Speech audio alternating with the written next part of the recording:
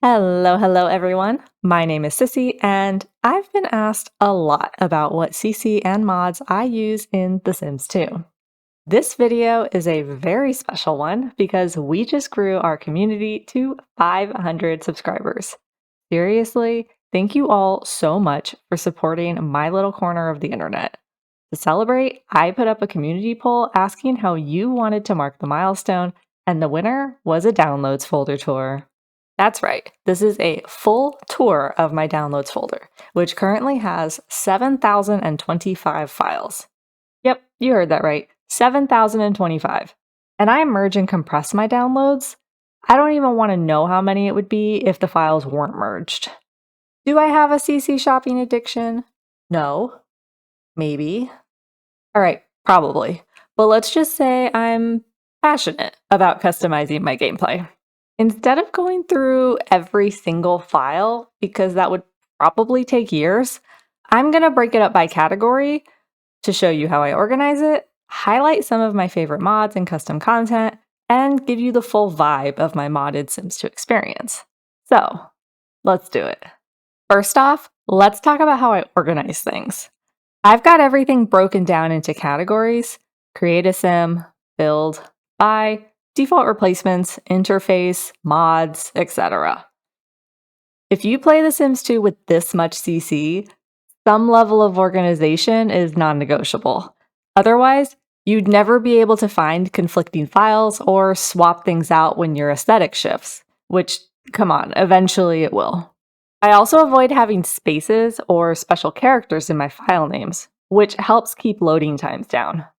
I do use the CCMerger to combine package files, the compressorizer to reduce the file sizes, the bulk rename utility to clean up the file names, and the hack conflict detection utility plus to keep my mods from fighting with each other. If you'd like a follow-up to this video going through my favorite Sims 2 companion tools, like the ones I just mentioned, let me know in the comments. The first thing to note is that I have a folder right at the top here where I drop mods that I'm testing or CC that I'm not sure I want to keep in my game. For example, I downloaded a lot of custom trash and broken items when building my landfill lot for Pleasantview. I put all the files in this top folder, and once I was done building the lot, I deleted the items I didn't end up using. I knew I wouldn't use them for any other build, so why keep them in my game? Now that you've seen the layout of the folders, let's move on to the fun stuff. What's actually inside them? Starting with my cast folders. I'd say my style leans towards Maxis Enhanced. I'm super picky about textures and meshes, and of course any writing on clothing has to be in Simlish. In the cast folders, there are just over 400 files, which might seem low considering how different my Sims look compared to vanilla, but that's the power of default replacements. I'll show you the specific defaults I use a little later in the tour. A good portion of these files are custom eyebrows and facial hairs that match the clay hairs that I use. I also downloaded a bunch of clay hairs in wacky colors, especially tons of green ones. I originally wanted them for my plant Sims, but I ended up using one on Vorn and Tricot, the evil warlock, and I'm obsessed with how good he looks. My absolute must-have in this section, though, Anva's eyelashes. They go on every sim and make such a difference. And one last thing to call out here, I have 44 extra cast sliders, all by Simnopke. I hope I'm pronouncing that correctly. They expand Create a Sim dramatically, and honestly, I can't imagine my game without them now. Let's move on to the build mode folders. These folders have just under 300 files. Definitely one of the smaller sections of my downloads. About half of these are custom walls, floors, and fences. I love creating unique lots in TS2, and while I mostly stick to Maxis-match styles, I still want plenty of visual variety to work with. I also use custom terrain paints and roofs to give me more options when building. One of my favorite additions, though, is the stair wall fix by JRW. It lets you put walls around stairs, but still keep an open view. You can see how I use them in my building tips video. Oh, and I cannot forget the holiday roof lights by Honeywell. I'm looking forward to winter in our Pleasant View series when I am going to decorate the heck out of our residential lots with festive lights. The build folders are not a huge section, but they add a ton of flavor to the builds in my game. Now, on to buy mode. And this section is way bigger, over 1,000 files. This is where I keep all of my custom objects, decor, furniture, lighting, you name it. But most importantly, functional items. I have tons of object conversions, like Maxis rugs in additional sizes, or one-tile desks that match the original two-tile ones from the game.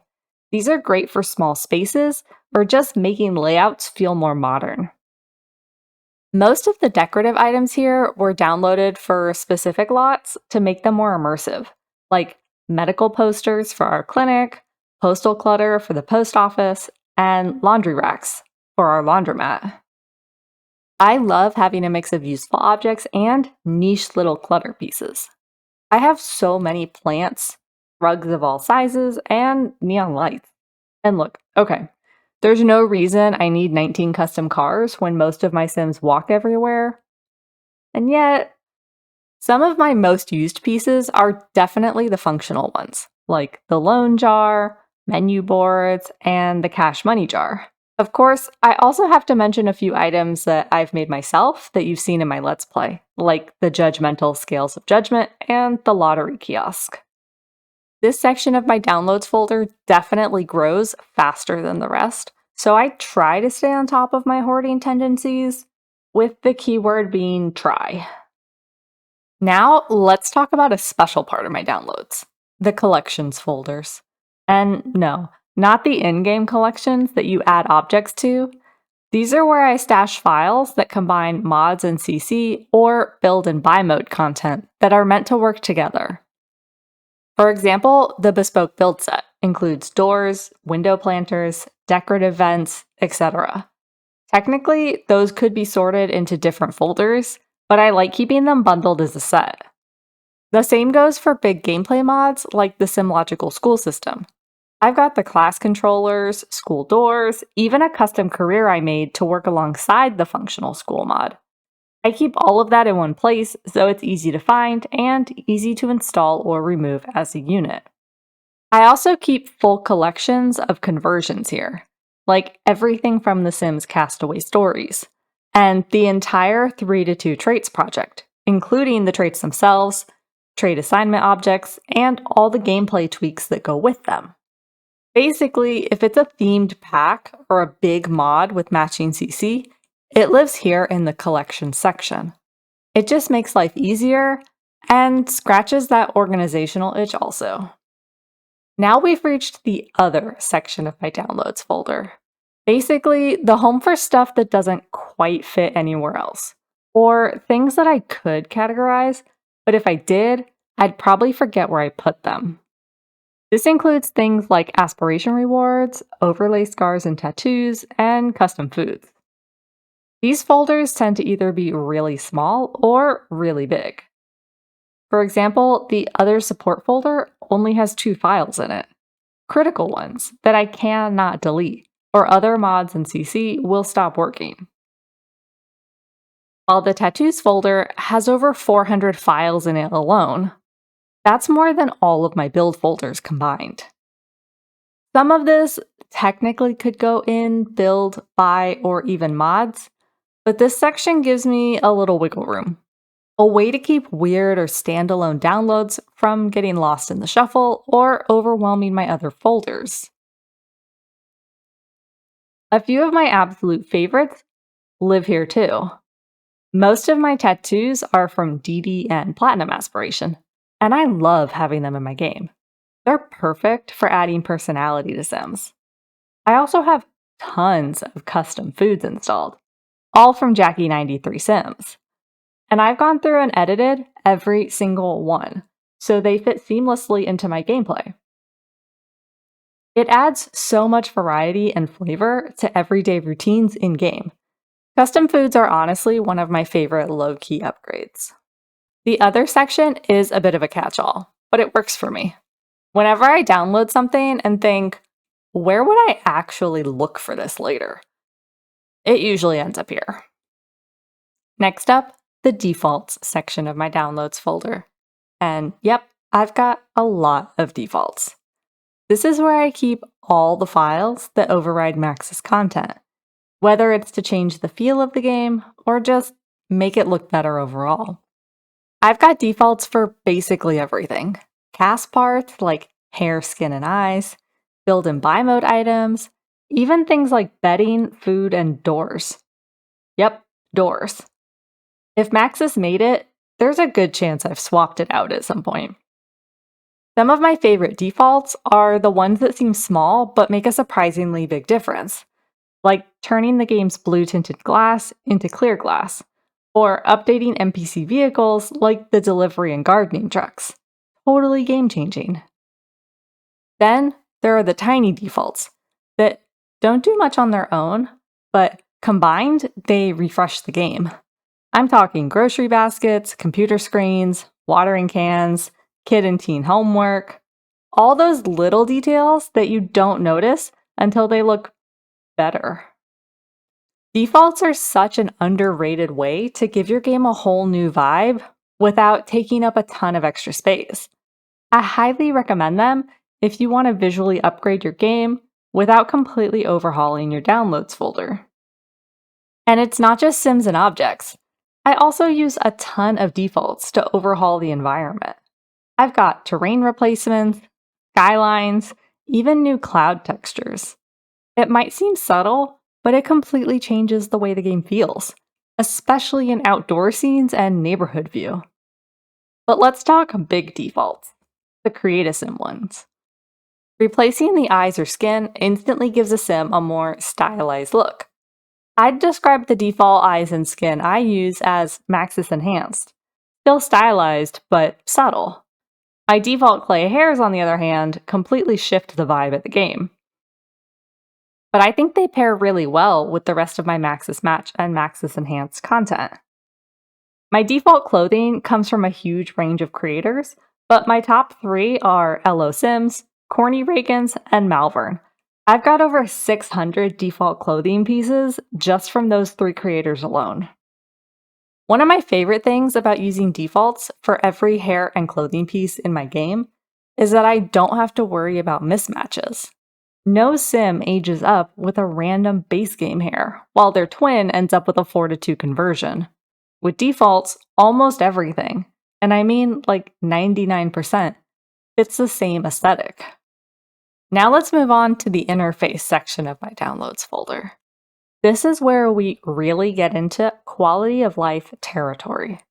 This section is small, only 100 files, but covers everything from custom loading screens and edited dialog boxes to a fully cleaned up, modernized UI that completely changes the look and feel of the game.